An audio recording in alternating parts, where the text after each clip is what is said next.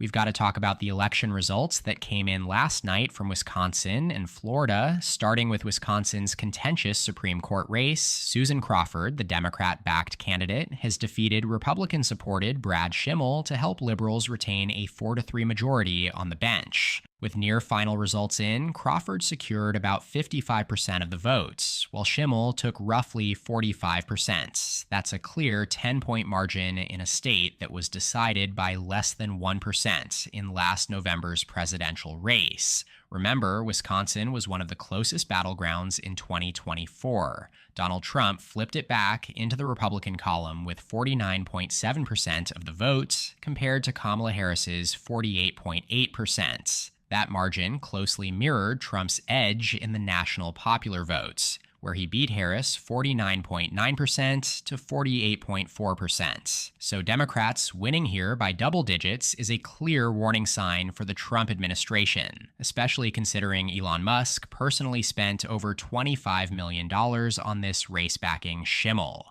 And clearly, that level of visibility turned into a vulnerability for Republicans. Every single county in Wisconsin swung toward Crawford compared to Harris's performance in November, including double-digit shifts in the state's most populous areas like Milwaukee and Dane counties. That said, turnout tells another part of the story. Fewer than 70% of November's voters showed up for this race. As of noon Eastern on Wednesday, April 2nd, just 2.3 million voters cast a ballot for Crawford or Schimmel, compared to nearly 3.5 million in the 2024 presidential election. And with that being said, I'd be cautious about drawing too many conclusions from this result when it comes to 2026 or 2028.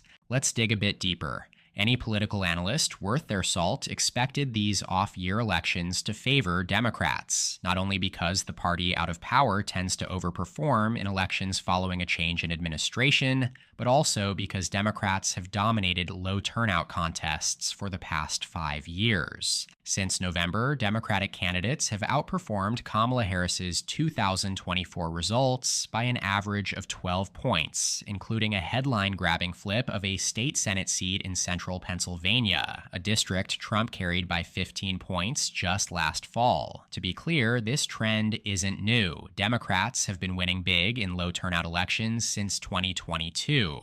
Historically, higher voter turnout was seen as a boost for Democrats, thanks to increased participation among younger, lower-income, and racially diverse voters. But since 2020, we've been living through a major political realignment. Republicans have made significant inroads with voters of color, particularly Hispanic and Asian voters, who traditionally have lower turnout and political engagement. Meanwhile, Democrats have gained ground with well-educated white voters who tend to vote at much higher rates. You can see this shift clearly in this chart from a Siena College poll. It shows that high-engagement Americans, those who voted in 2020, barely moved between 2020 and 2024. But among low-engagement voters, meaning those who sat out in 2020, the swing was dramatic, a sharp shift from blue to red in just 4 years.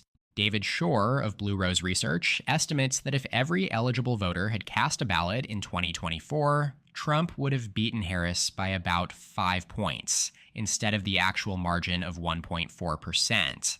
In other words, the race was only close because many conservative-leaning, low-propensity voters stayed home. Broadly speaking, we're entering an era where lower turnout elections tend to favor Democrats. That's because the highest propensity voters right now are disproportionately well-educated, white, and left-leaning, the kind of resistance liberal Democrats especially activated when Trump is back in the spotlight. These voters dominate special election turnouts, but they don't represent the broader electorate you see in midterms or presidential cycles. That all being said, there are still solid reasons to think Democrats could do well in 2026. Chief among them, the historical trend that presidents almost always take a hit in their first midterm, along with some early signs of lukewarm public reaction to the Trump administration's first few policy initiatives. But I wouldn't count great special election results as one of those reasons. The Democratic edge in these contests feels more like a structural feature of the current turnout dynamics than a sign of broader political momentum.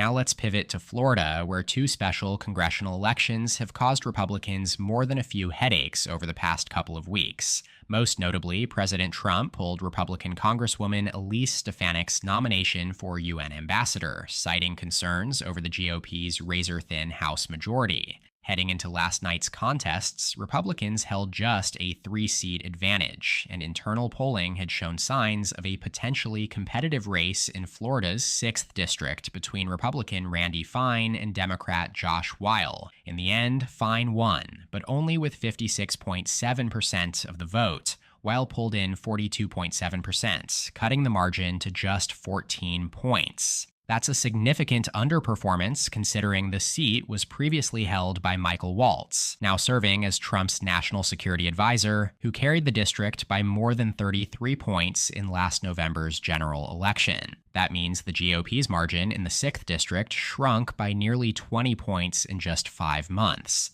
Florida's 1st district told a nearly identical story. Republican Jimmy Patronis secured 56.9% of the vote in what used to be Matt Gaetz's seat, while Democrat Gay Valimon earned 42.3%. Once again, a district that voted for Gaetz by 32 points last fall narrowed to just a 15-point margin. Once again, we're seeing the impact of who's showing up to vote, but this goes beyond just turnout dynamics. Two key trends really stand out. First, Democrats have effectively weaponized Elon Musk's high-profile political alignment with Trump. They've turned growing voter anxiety around oligarchy and elite influence into a tangible electoral issue, one that appears to be resonating across multiple districts. Second, independent voters are flipping hard.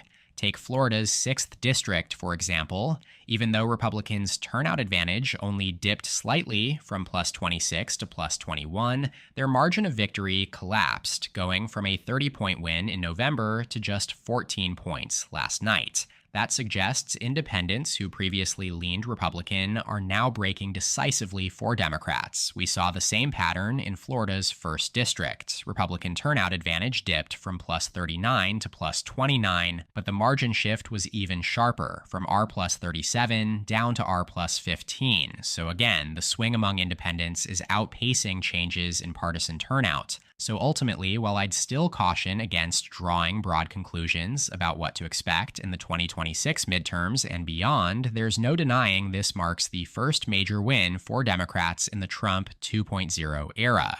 But that's it for today. Let me know your thoughts in the comments below. If you enjoyed this analysis, hit subscribe, drop a like, and check out my socials. Big shout out to my channel members listed in the description. Your support means the world. Thanks so much for watching, and I'll catch you in the next one. EP out.